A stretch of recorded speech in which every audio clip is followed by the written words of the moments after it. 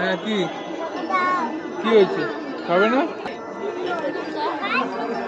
হ্যাঁ খেয়ে নাও। নিচে তুই নিচে মা ডাকছে।